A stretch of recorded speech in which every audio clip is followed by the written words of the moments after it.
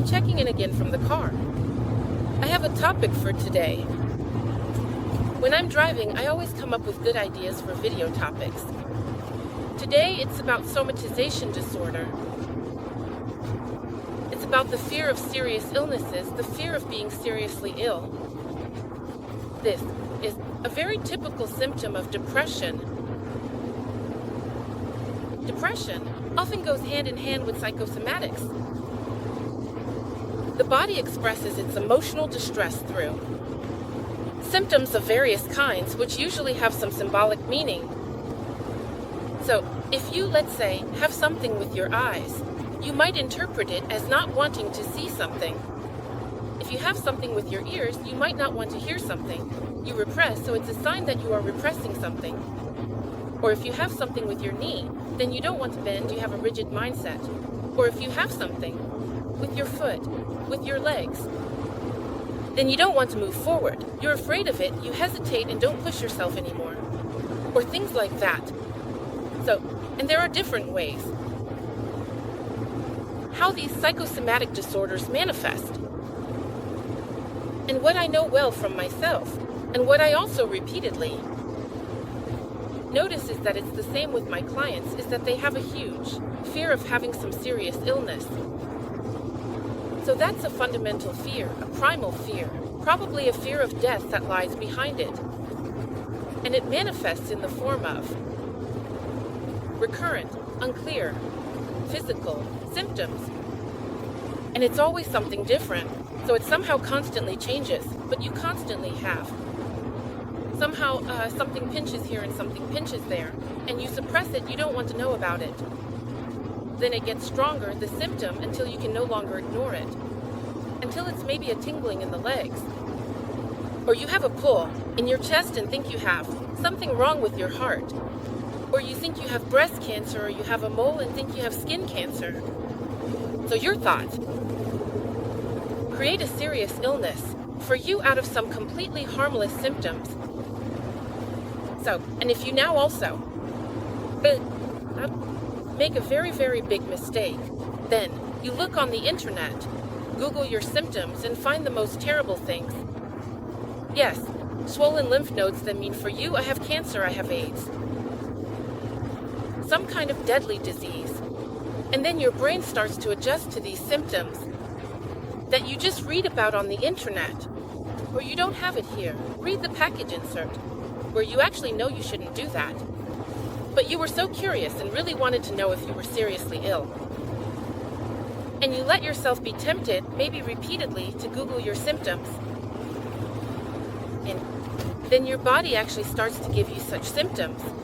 You read something about tingling in the legs.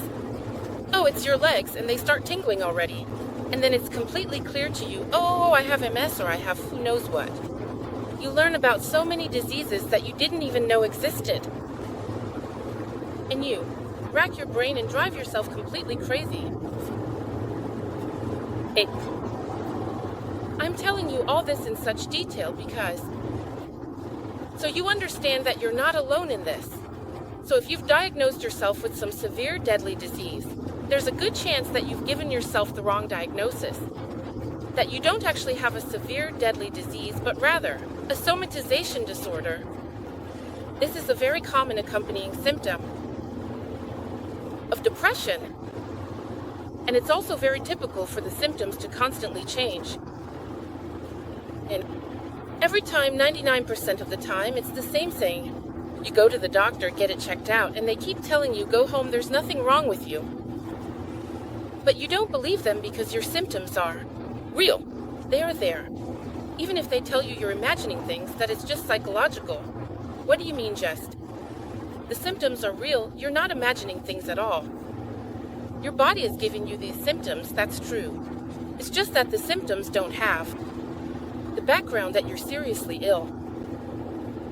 But the purpose of these symptoms is that your body is presenting you with your fears, which have been inside you. For a long time, probably. For decades.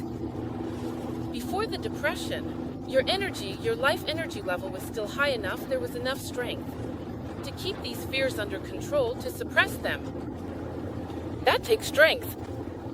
Suppressing feelings takes an enormous amount of strength.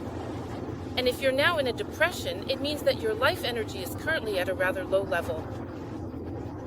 For whatever reason, you probably just overwhelmed yourself for too long. For too long. You went beyond your limits. Then you unconsciously allowed yourself to use more life energy over a longer period. And you could recharge. That's why your battery is empty. This means you now lack the necessary life energy to keep these deep primal fears under control. They didn't just suddenly appear now. They were always there, you just didn't notice them. So, now your body comes in with its infinite intelligence. It knows exactly what is happening with you right now. It knows exactly that now is the time for you to heal. These old fears, it wants to cleanse itself of them. It wants to heal from them. It wants to get rid of that stuff. But that doesn't happen just like that. It only works with your help. So, it had to somehow make sure that you become aware of these fears. It had to create a trigger to push your button so that the fear rises from your subconscious to your consciousness. And the body does this by sending you symptoms. So, why do these symptoms change constantly? Well, so that you always have the opportunity to work on this fear. That is your task. Your job now is to heal these fears. And you do that with love. By making yourself aware that you are okay just the way you are. Treat yourself lovingly with understanding and don't demand too much from yourself. Treat yourself as if you were a small, sad, sick child. If you find it difficult to treat yourself lovingly, imagine that you are a child. Embrace yourself. And this is how you can heal your fears, by accepting yourself with these fears and being willing to feel them. That is what your body wants from you. If you only had a single symptom now, and you would have it checked by a doctor, they would say you are completely healthy. Then the fear would be gone. But it still wouldn't be gone. It would just be further magnified, meaning suppressed. However, your body wants you to address these fears now, because it's time for that. We are truly living in an intense time of transformation. I am really amazed at how many people are experiencing fears right now. This corona time has brought it to light. Yes, so this collective field of fear that is in the air causes people's deep-seated fears to surface, because it's time for them to be healed. The earth is in a gigantic healing process. Humanity is in a healing process. And even if it doesn't look like it, it looks more like a disease process. But it's just like with a fever. Fever is not a symptom of illness, but a symptom of healing. It is the body's attempt to get rid of viruses and such things. That is a healing process. And that's exactly what we're experiencing right now. We are in a gigantic process of becoming aware. This applies globally and also to each individual. And the best thing you can do is to accept that this is what's happening right now. Embrace yourself. And try to think as rationally and objectively as possible. Is it really likely that I have a deadly disease? It could also be something completely harmless. For example, diarrhea. Diarrhea, for instance, is a symptom of cleansing. Diarrhea doesn't mean you have colon cancer. Diarrhea can mean that your body is getting rid of old waste. And these can also be old emotional wastes. So if you do an EFT session or a healing session, and you release a lot of old stuff, maybe by forgiving someone or letting things go, then your body might respond with diarrhea.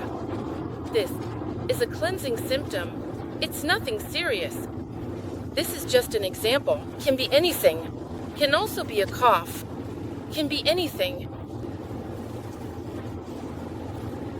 I'm telling you this so you understand that it's something completely normal. You are most likely not sick anymore. Most likely. I've experienced it so often. Even with myself, time and time again, I've sat in various emergency rooms full of panic. And I thought, now I'm going to die. Now I'm having a heart attack. Now I have cancer. Now I have AIDS. Now I have something else.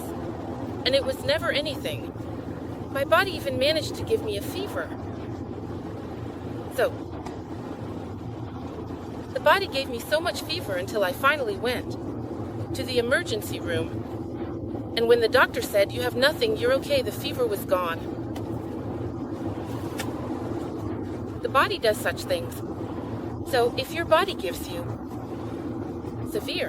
for severe symptoms, of course, you should go to the doctor. But if the body keeps giving you mild symptoms, then it's doing that to shake you up, most likely. So if all that I've described now, if you find yourself in it, then it's most likely that you're no longer sick, but of course still have it checked. It would be grossly negligent to say, never go to the doctor again. That's nonsense. Of course you have it checked. I just want to ease your fear a bit by telling you that it's completely normal. And a lot of people have it. You wouldn't believe how many people have it. It's also totally associated with shame. People don't talk about it. What do you think? How many people do this doctor hopping and keep going to doctors over and over again, running around in sheer panic? This affects so many people. They just don't talk about it. So you're not the only person who has these problems. And that's a classic symptom of depression. Feel free to write in the comments if this resonated with you, if you see yourself in this. Maybe you can exchange thoughts in the comments if you also relate. It's so relieving when suddenly you're surrounded by people you can't listen to anymore. It is the same. And where you might also learn from others that they went to the doctor and kept hearing, "Go home, there's nothing wrong with you." Don't let yourself be declared crazy.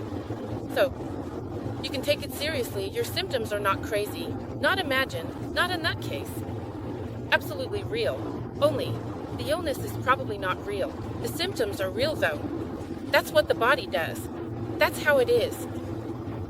And there is always a good loving reason behind it. That is the most important thing. That you realize your body is not your enemy. It might feel that way because you might be angry that your body isn't working anymore, that it should work properly, and that it should finally do what you want it to do. But it doesn't do that, because it knows better. The body is smarter than we are. That's how it is. And it knows exactly that now is the time for you to undergo this healing and cleansing process. And that's why it gives you healing symptoms, so that you pay attention. This is the only awakening process that we all go through here. And I can only tell you, even if you're going through a really tough time right now, I can understand it so well. I suffered so much from this disorder. But even though it's hard, you will get through it. It is possible. I also got through it. I didn't have a serious illness either. Instead, it gradually got better over time. It became less frequent. In the worst phase, I was at some doctor every few weeks. And eventually, it was only once a year. Maybe I had something like heart palpitations or something like that, where I thought I was going to die. And eventually, it became less and less. And now I have no idea. It's been so long that I don't know if it will come back or not. But I have tried to cope with it. I don't drive myself crazy anymore. And that's where you can get to, so that it doesn't burden you anymore. Right. Okay. Up to this point, if you want to connect with others, feel free to join my Facebook group. Love yourself because you are wonderful. If you want to work with me in coaching, feel free to reach out. Check out my website at www.sealandclopin.de. There, you'll find all the information you need. And now I'm going to look back at the road. All the best. Bye.